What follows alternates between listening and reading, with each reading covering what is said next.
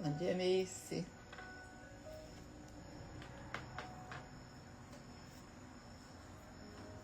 Tudo bem?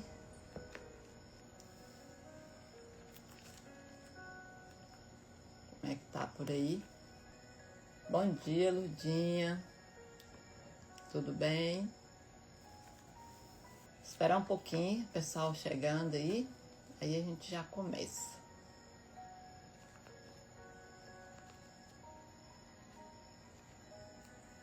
Boa. Pronto, vamos iniciar, né, gente? Senão atrasa, né? Aí fica gravado. Então, bom dia. Bom dia. Vamos dar continuidade, né, à leitura bíblica todos os dias. E até aqui o Senhor tem nos abençoado, tem nos sustentado. E nós vamos orar para que Ele continue nos abençoando, continue nos sustentando, que seja Ele, né, o guia, o mestre, seja Ele na condução de tudo. Então oremos, né? Pai querido, muito obrigada, meu Deus, por mais um dia de vida. Obrigada, Senhor, porque o Senhor tem nos sustentado. Obrigada, Senhor, porque o Senhor tem nos dado ânimo, coragem para estarmos aqui todos os dias, Pai, te buscando, lendo e conhecendo cada dia mais a Tua palavra. Pai, nós te pedimos, Senhor, proteção. Guarda, Senhor, a vida de cada pessoa que está aqui no ao vivo e daquelas, Senhor, que vai assistir no gravado depois, Senhor. Que o Senhor guarde a vida, a casa, a família de cada uma delas, Pai. Eu peço a Ti também, Senhor, Tua proteção. Guarda minha vida, minha família, minha casa, Pai. Esteja conosco, traga revelações do alto céu para nós, Pai. Senhor, que o Espírito Santo de Deus esteja conosco, nos guiando, trazendo iluminação, trazendo sabedoria divina, Pai.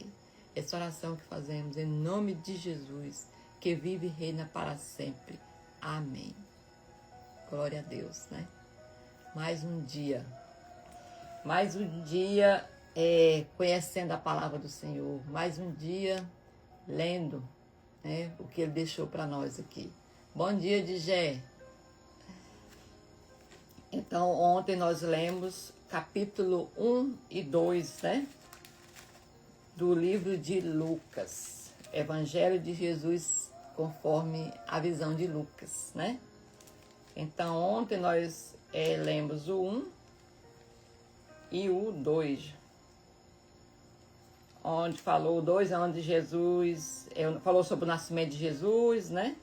Falou dos pastores e os anjos. Jesus é apresentado no templo, né? O menino Jesus no templo. Então, hoje nós vamos ler o 3. É o 3 mesmo, né, gente? Tem hora que bate uma dúvida. Eu deixo anotado aqui, às vezes eu esqueço. João Batista prepara o caminho. Nós vimos lá em Mateus e Marcos, na visão deles, né? Essa passagem que fala sobre o nascimento, né? E o ministério de João Batista.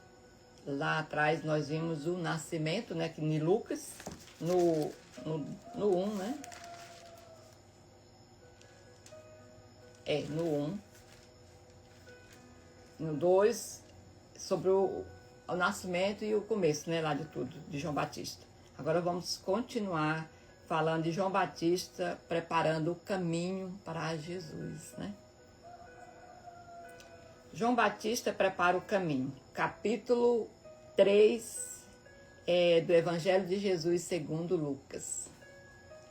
No 15º ano do reinado de Tibério César, Pôncio Pilatos era governador da Judéia, Herodes era tetrarca da Galileia, Filipe, seu irmão, tetrarca da Itureia e Traconites, Lisânias, tetrarca de Abilene, Anás e Caifás exerciam o sumo sacerdócio. Foi nesse ano que veio a palavra de Deus a João, filho de Zacarias, no deserto. Ele percorreu toda a região próxima ao Jordão, pregando o batismo de arrependimento para o perdão dos pecados, como está escrito no livro das palavras do profeta Isaías. Voz do que clama no deserto. Então, voz do que clama no deserto. Prepare o caminho para o Senhor, endireitem as veredas para ele. Todo vale será aterrado, e todos os montes e colinas serão nivelados. As estradas tortuosas serão endireitadas, e os caminhos acidentados aplanados. Todas as pessoas verão a salvação de Deus. Então, ele está colocando aqui, todas as pessoas teriam a oportunidade, né, de ver a salvação de Deus. Teriam a oportunidade de conhecer a verdade, se arrepender, se batizar, né? Valdirene, bom dia, Valdirene, seja bem-vinda ao momento de leitura bíblica. Todos os dias, esse horário, nós estamos aqui. E você é nossa convidada especial a estar conosco. Então, João dizia às multidões que saíam para serem batizadas por ele: raça de víboras, quem deu a vocês a ideia de fugir da ira que virá? Deem frutos que mostrem arrependimento. Não comece a dizer a vocês mesmas: temos Abraão como pai, pois eu digo que destas pedras Deus pode fazer surgir filhos a Abraão. O machado já está posto à raiz das árvores, e toda árvore que não der bom fruto será cortada e lançada no fogo. Então, o que devemos fazer? Perguntaram as multidões. Só uma paradinha, vem aqui. Aqui a gente observa, né? Foi falado aqui, né? Todas as pessoas verão a salvação de Deus. Não fala que todas as pessoas vão aceitar, né? Fala que todas as pessoas verão, né?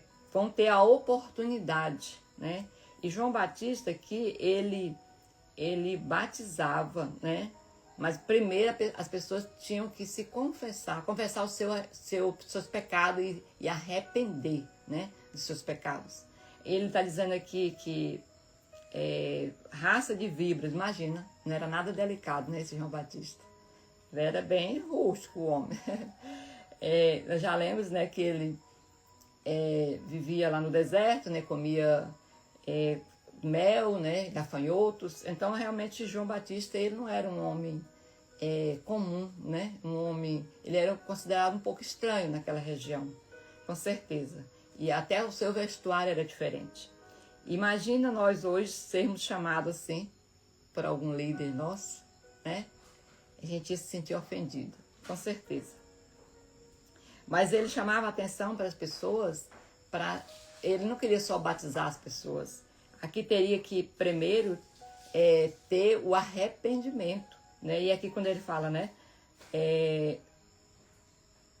Cadê? Surgir. O machado já está posto à raiz das árvores. Toda árvore que não der bom fruto será cortada e lançada no fogo. Aqui o bom fruto já era a questão do de você mostrar na sua prática, no seu dia a dia, o arrependimento, né? A mudança de postura. Quer dizer, arrependimento quer dizer o quê? É uma metanoia, né? Uma mudança total, uma transformação. Era isso que ele queria, isso que ele esperava das pessoas ao ir batizar. E aí, com certeza, alguns diziam a ele: eu sou filho de Abraão, né? E ele, quer dizer, Abraão, homem de Deus, né? A minha descendência é de lá. Então eu já sou salvo. E ele quis dizer: não, de forma alguma. Não é a sua descendência que te salva, é a sua mudança, a sua transformação, a sua decisão é que te salva. Pai nenhum salva filho, né? E Deus fala filhos, Deus não chama netos, né? Não tem nenhuma passagem aqui na Bíblia que fala neto de Deus. Ele fala filho, quer dizer, O meu pai, ele não vai me salvar, né? É eu e Deus. Então, Deus quer um relacionamento de pai para filho, né? Bom dia, Maria Marques. Seja bem-vinda a mais esse dia de leitura. Então, Deus quer esse relacionamento conosco, de pai para filho, né? Não lá do passado, esse aqui fulano, esse aqui é filho do meu filho, né? Não. Deus quer, é eu e ele, é você e ele, né? Então, aqui a gente pode também fazer uma reflexão, né? Que fruto estamos dando? Ele falou aqui, né? Toda árvore que não der bom fruto, não estou falando para dar toda árvore que der fruto, não. Toda árvore que não der bom fruto. Então, que hoje eu e você, nós possamos refletir, né? Que tipo de fruto estamos dando? Bom dia, Fabrina. Seja bem-vinda a mais esse dia de leitura da palavra do Senhor. Então, que nós possamos fazer essa reflexão, né? Que tipo de fruto eu estou dando? Eu já parei, identifiquei, né, as minhas falhas, meus pecados. Eu mudei minha postura. Que fruto eu estou dando? Eu posso comer do meu fruto? Será que se eu comer do meu fruto, eu não vou me envenenar? Né? Que fruto eu estou oferecendo para as pessoas também no dia a dia, né? Então, é colocado um pouco sobre isso. Pelo menos é que tem colocado no meu coração, né? E, de repente, o Senhor pode falar também, né, revelar algo diferente no seu coração. Então, que nós possamos refletir, né? Que fruto nós estamos dando. Nós identificamos nosso pecado, nós arrependemos nosso pecado, nós mudamos a nossa postura, ou nós só falamos, identificamos e falamos e aí continuamos a nossa vida. Né? Porque não é fácil mudar, gente, transformar, não é fácil. E produzir frutos que outras pessoas possam usufruir é mais ainda, né? Mas é isso que o Senhor espera de nós. Então, o que devemos fazer? Perguntavam as multidões. João respondia: quem tem 2 túnicas, dê uma a quem não tem nenhuma, e quem tem comida, faça o mesmo. Alguns publicanos também vieram para ser batizados. Eles perguntaram: mestre, o que devemos fazer? Ele respondeu: não cobre nada além do que foi estipulado. Então, alguns soldados lhes perguntaram: e nós, o que devemos fazer? Ele respondeu: não pratique extorsão, nem acuse ninguém falsamente, e contentem-se com o seu salário. Aqui também é uma lição para nós, né? Aqui ele está nos dizendo, né? Para a gente ter piedade das pessoas que precisam, né? Para a gente compartilhar o que temos, né, com as pessoas. E ele está dizendo também, né? Não cobre nada além do que foi estipulado, né? Para quem, aí ele tá falando para as pessoas naquela época que cobravam os impostos, né? Para que não cobrasse além, né, do que foi determinado. Então o Senhor está dizendo também para os soldados, né? Para não praticar extorsão, para que as pessoas, para que eles se contentassem com seu salário, para não abusar de autoridade. Ele disse para mim e disse para você também. Nós trabalhamos e aí a gente nos coloca no lugar desses profissionais que ele citou aqui, né? Lá onde a gente trabalha, né? Para a gente ser justo e honesto em tudo aquilo que a gente vai fazer, né? Então que seja um chamado para nós também. Isso também é mostrar o nosso fruto, né? A honestidade. É a gente fazer aquilo que está determinado. Por isso que é colocado, né? Que nós precisamos obedecer à lei do homem. E a gente não pode alterar a lei do homem, porque a gente está aqui também sendo desonesto, desobediente à lei de Deus. O povo estava em grande expectativa. pensando no seu coração se acaso João não seria o Cristo.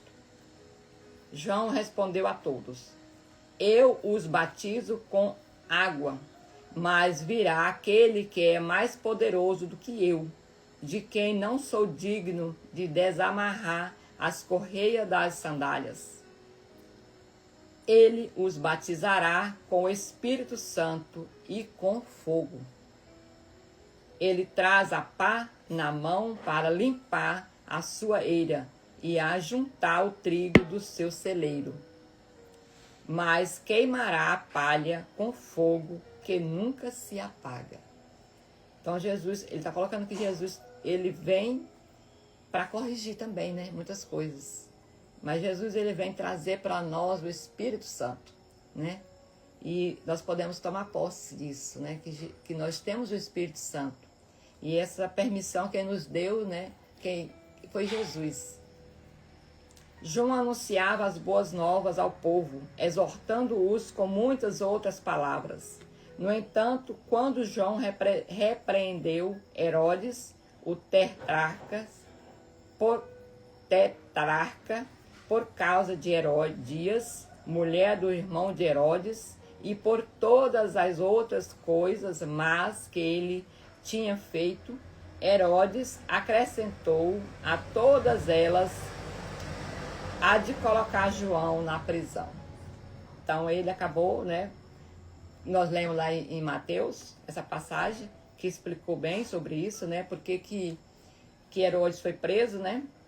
Por não aceitar, na verdade ele orientou, né? Ele chamou a atenção de Herodes, né? Para não possuir a esposa do seu irmão.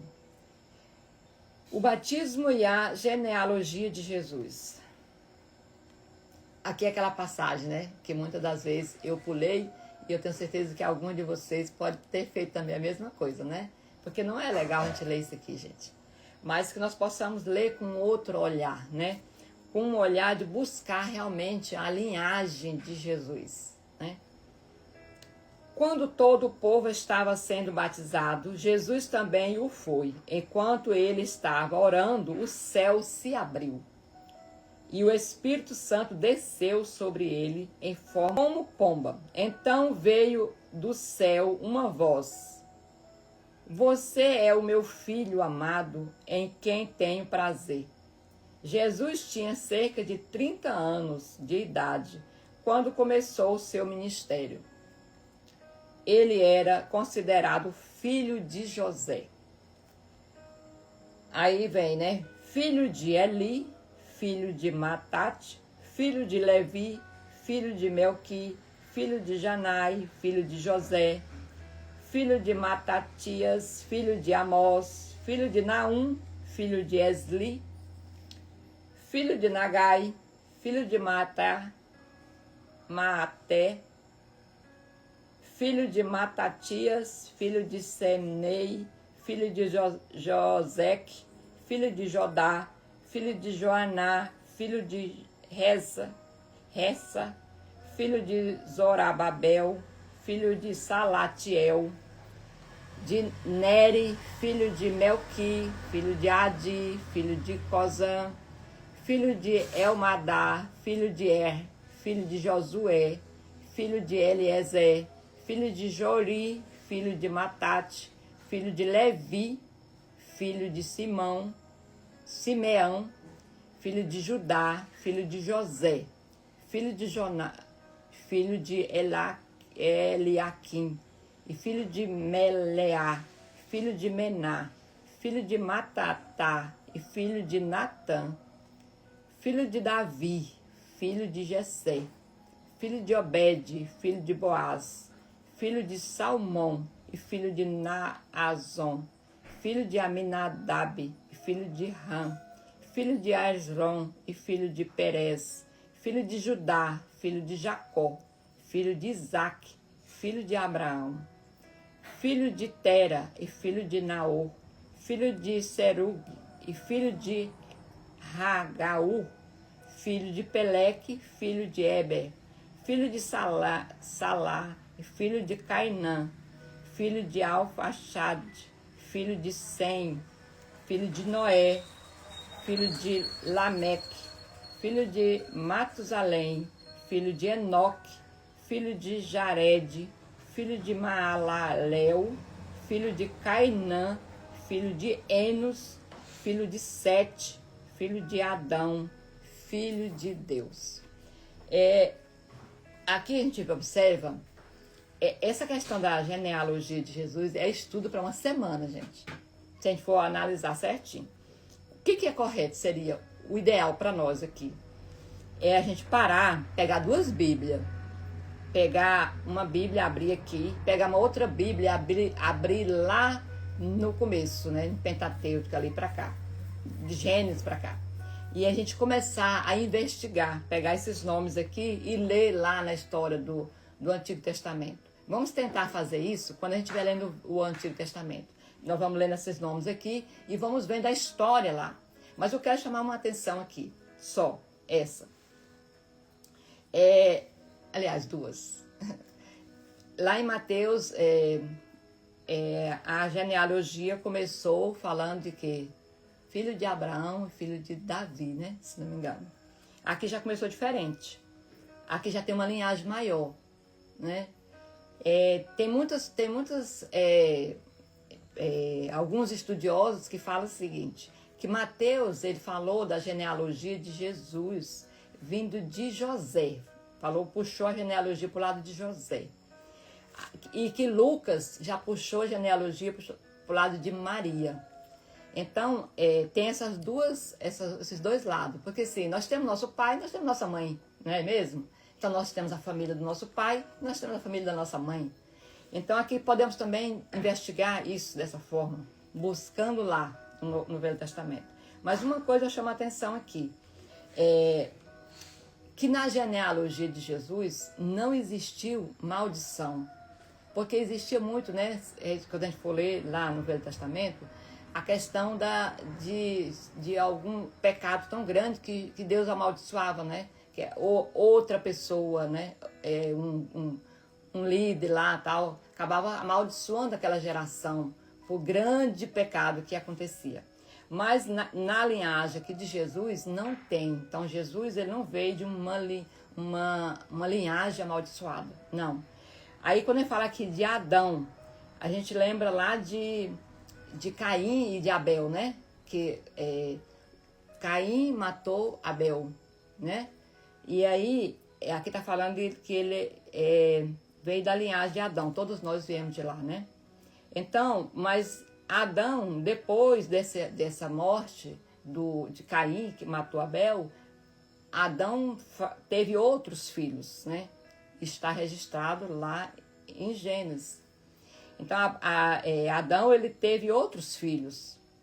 E um desses filhos, que está registrado na Bíblia, que lá só tem esse registrado, Caim, Abel e Sete. Depois que aconteceu esse assassinato, depois que Caim matou Abel, né, Adão teve outros filhos, e um deles foi Sete. Então, a linhagem de Jesus veio de Sete, e não de Caim, entendeu? É isso que eu queria dizer. Então, aí tem aqui, ó, filho de Enos e filho de Sete. Sete era filho de Adão. Adão era filho de Deus. Então, era só essa observação que eu queria chamar aqui a atenção, né? Porque quando fala assim de Adão, aí você pensa assim, ué, mas Caim matou Abel. Abel estava morto, não gerou filhos. Ele foi antes, né? Ele não deixou filhos.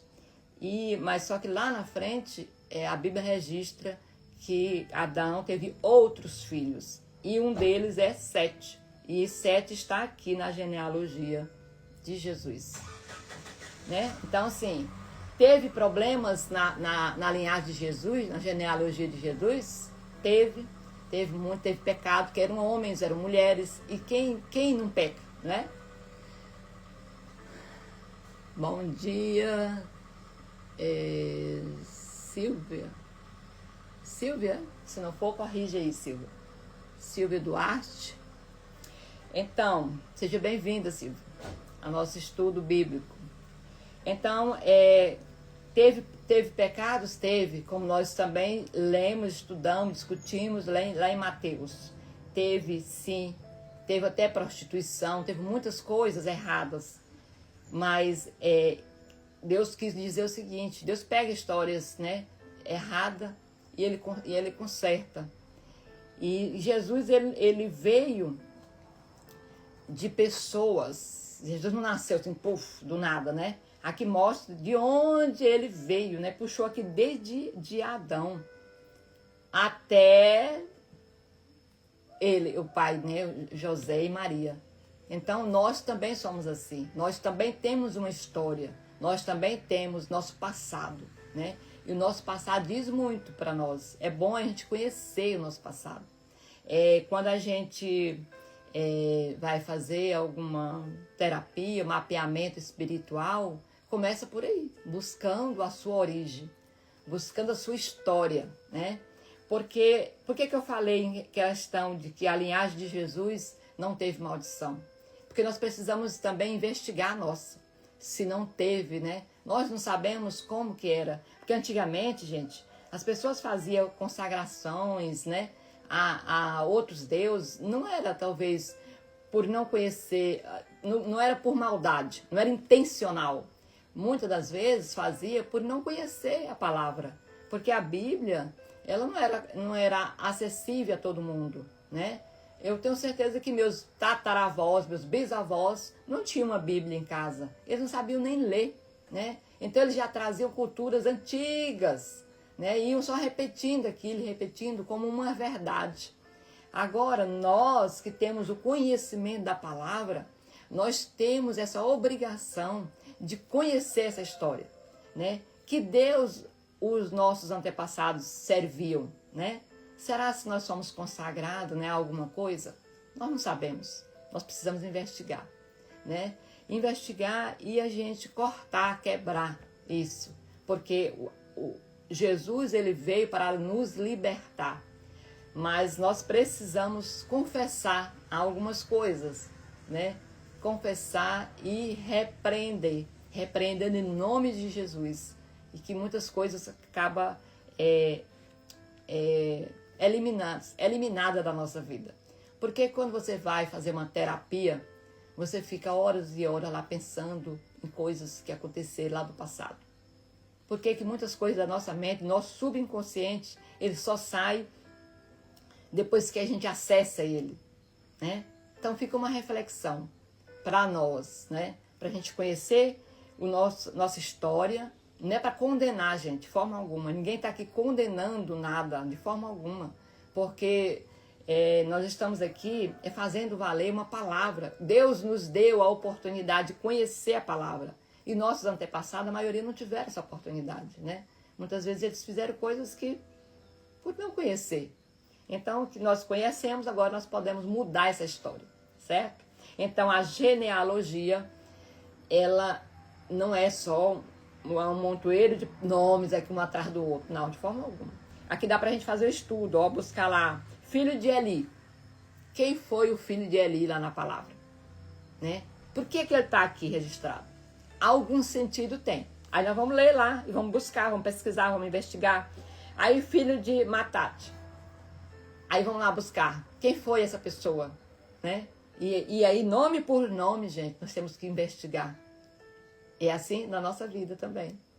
Será que a gente vai achar alguma coisa? Tem algum registro, algum documentário? Uma palavrinha, uma coisa, dá pra gente buscar alguns históricos, né?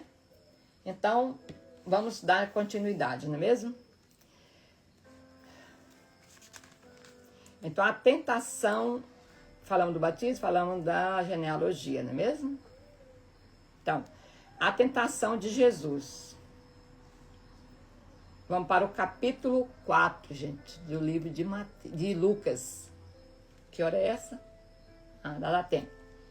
Jesus, cheio do Espírito Santo, voltou do Jordão e foi levado pelo Espírito ao deserto, onde foi tentado pelo diabo durante 40 dias. Foi muita tentação, né, gente? Muita tentação. não comeu nada durante esses dias, e ao fim deles teve fome. O diabo lhe disse: se és o filho de Deus, ordena a esta pedra que se transforme em pão. Jesus respondeu: está escrito, nem só de pão viverá o homem. Então o diabo o levou a um lugar alto e mostrou-lhe em um relance todos os reinos do mundo. Ele disse: eu te darei toda a autoridade sobre eles e todo o seu esplendor, porque me foram dados e posso dar-los a quem eu quiser. Portanto, se me adorares, tudo será teu. Respondeu Jesus: está escrito, adore ao Senhor, o seu Deus, e só a ele preste culto. Em seguida, o diabo o levou a Jerusalém e colocou-o na parte mais alta do templo e lhe disse: se és o filho de Deus, joga-te daqui para baixo, pois está escrito, ele dará ordem aos seus anjos, ele dará ordem aos anjos dele a seu respeito, para o guardarem com as mãos, e eles o seguirão, para que você não tropece, eles segurarão, para que você não tropece em alguma pedra. Jesus respondeu: dito está, não ponha à prova o Senhor teu Deus. Tendo terminado todas essas tentações, o diabo o deixou até a ocasião oportuna. Até a ocasião oportuna, quer dizer que ele pode voltar, né? Então, gente, aqui fala muito da tentação, né? E a tentação, ela não é sobrenatural. A tentação, tanto para Jesus lá como para nós aqui, ela foi tentação carnal, né? Não foi nada sobrenatural. Então, assim, o diabo, ele lança sugestões para nós. Ele continua lançando sugestões. A gente observa que lá ele sugeriu para Jesus. Ele só sugeriu, ele não obrigou. Ele ofertou, né, para nós, ele lança o cardápio para nossa frente. Nós é que cabemos nos defender ou aceitar, né? Jesus, como que ele rebateu aquilo, né? Ele rebateu com a palavra. Então, ele prova ali, Jesus, nós colocamos lá em Mateus, quando nós lemos essa passagem, citando os versículos, né, que Jesus citou. Ana Cláudia, bom dia, Ana Cláudia, seja bem-vinda aos momentos de leitura bíblica. Estamos aqui todos os dias lendo a palavra, nesse horário. Então, Jesus, ele se defendeu referindo à palavra. Está escrito, ele falava algo que está escrito na palavra, está na Bíblia. Então é uma prova que nós precisamos ler a Bíblia. Nós precisamos de fato conhecer a palavra. Porque as tentações, elas vêm. Não está falando que não vêm. As tentações vêm. Não é porque nós temos a Cristo, nós conhecemos a palavra, que nós não somos tentados. Somos sim. Vamos continuar sendo tentados. Nós não somos melhor do que Jesus. Jesus, que era Jesus, foi tentado, né? Foi tentado em muito. Jesus foi tentado em várias áreas da vida dele. Ele estava com fome, né? O diabo tentou ele lá. Transforma a pedra em pão. Né? Usa aí seu poder antes do tempo. Jesus se defendeu usando a palavra. Ele mostrou, né, que Jesus poderia assumir tudo aquilo, aquele reinado, aquele mundo, aquela cidade, grandiosidade, aquele poder. Tudo ele deu na mão de Jesus, dizendo que era dele. E Jesus poderia realmente dar a vida dele para o diabo por poder, né? Quantas vezes a gente ouve falar, né, de pessoas que fez pacto com o inimigo para ter poder, para adquirir recursos, para tantas outras coisas. Né? A gente tem que ter muito cuidado com isso, né, gente? E dominar de fato a palavra do Senhor. Porque a tentação é uma sugestão do inimigo, não é de Deus. Deus não tenta seus filhos, né? O inimigo, ele apresenta para nós as oportunidades da gente errar. Não é, ele não obriga a gente a fazer isso. Agora, nós temos a oportunidade de aceitar ou não aceitar. E muitas vezes a gente ouve pessoas falar assim: ah, foi o diabo, foi o capeta que me fez fazer isso. Não, foi você mesmo. Não foi ele. Não, ele apenas sugeriu. Ele apenas colocou na sua frente ali a oportunidade. Agora a nós cabe a decisão, né, de falar: olha, isso aqui não, porque não está lá na palavra. Lá na palavra está escrito isso, isso e isso. Então eu vou obedecer à palavra do Senhor. Então por isso nós precisamos conhecer de fato a palavra de Deus. Certo, minhas irmãs, meus amigos? Simone, seja bem-vinda, Simone. Então vamos continuar, né? Então que a gente possa, identificar de fato, né? O que vem de Deus, o que não é de Deus, o que é tentação, né? E de que forma nós podemos nos livrar disso, não é mesmo?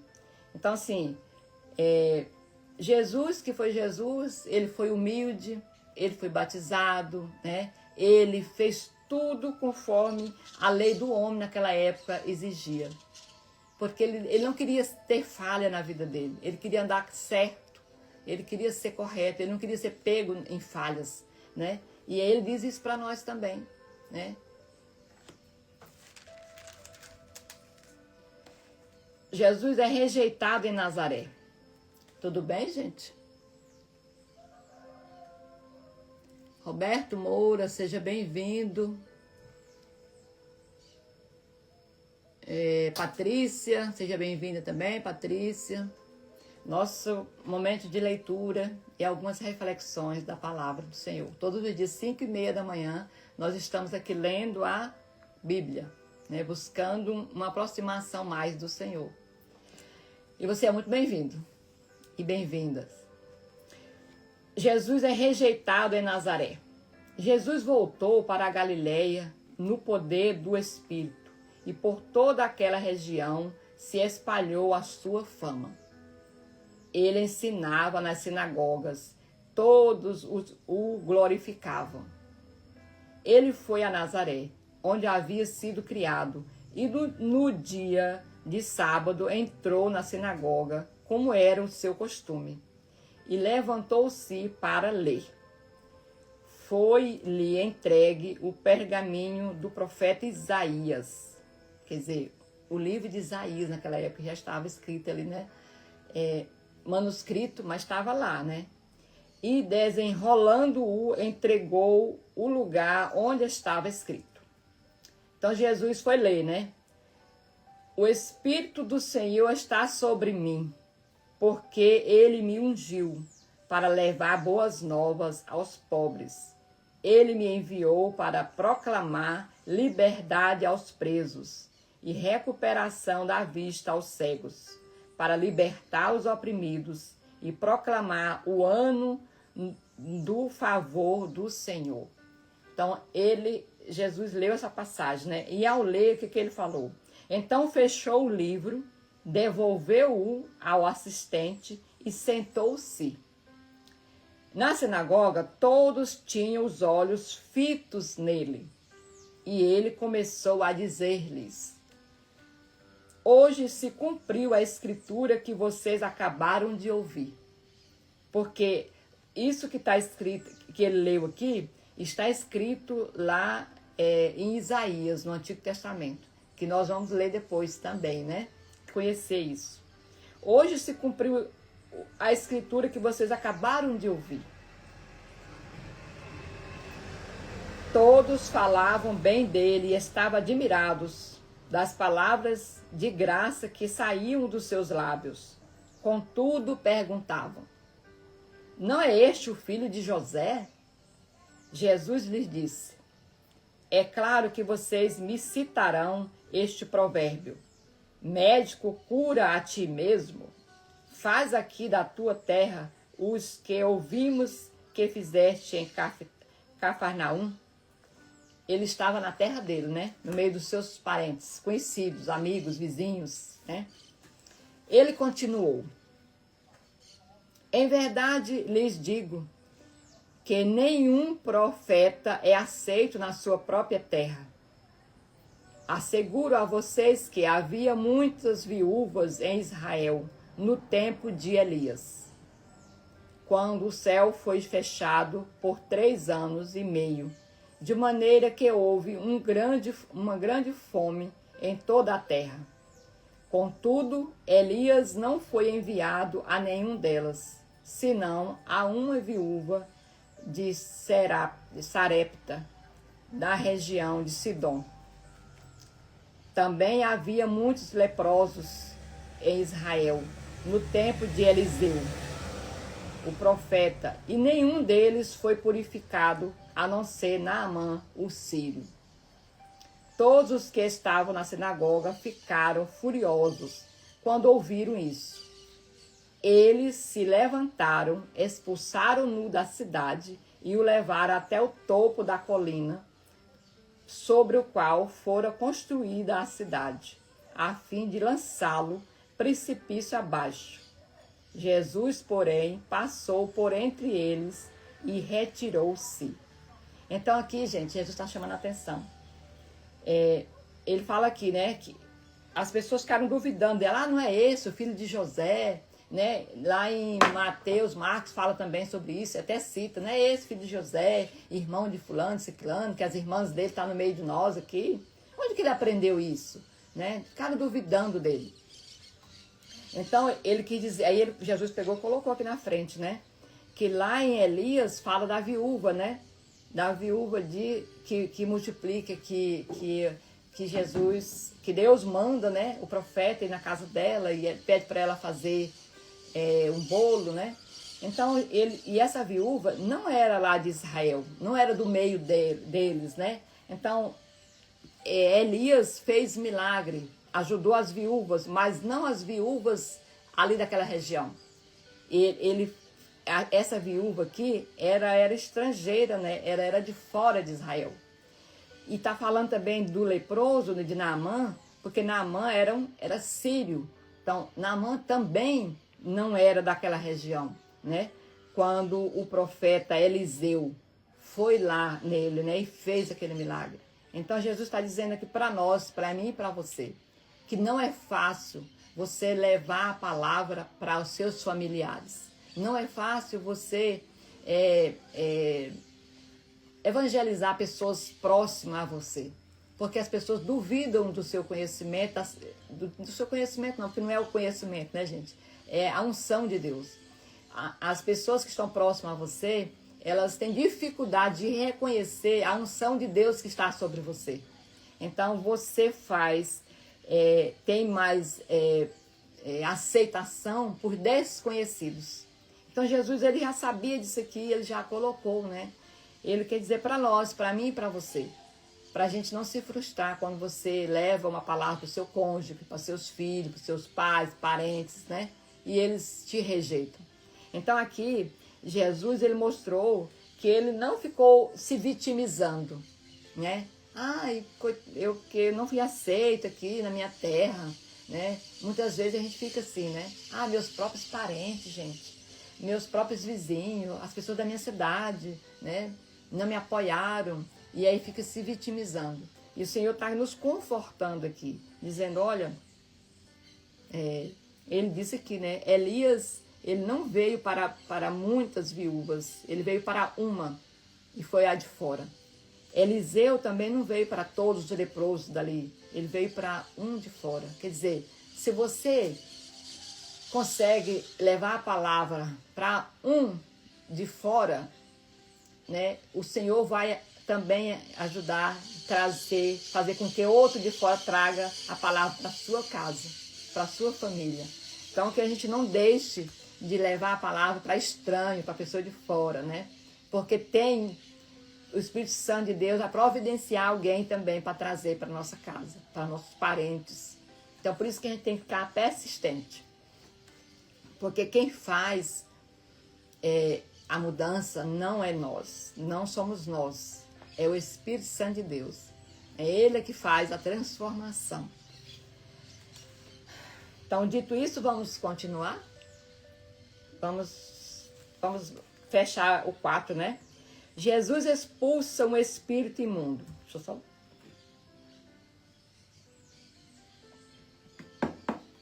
Jesus expulsa um espírito imundo. Tudo tranquilo aí, gente? Tá, né? Tá tudo quietinho. Tá. Jesus expulsa um espírito imundo. Então ele desceu a Cafarnaum, cidade da Galileia, e no sábado começou a ensinar o povo. Eles ficavam maravilhados com o seu ensino, porque falava com autoridade. Havia na sinagoga um homem possesso de um demônio, de um espírito imundo, o qual gritou com toda a força: Ah, que queres conosco, Jesus de Nazaré? Vieste para nos destruir? Sei quem és tu, Santo de Deus. Jesus, porém, o repreendeu, dizendo: Cale-se e saia dele. Então o demônio jogou o homem no chão diante de todos e saiu dele sem o ferir. Todos ficaram admirados e diziam uns aos outros: Que palavra é esta?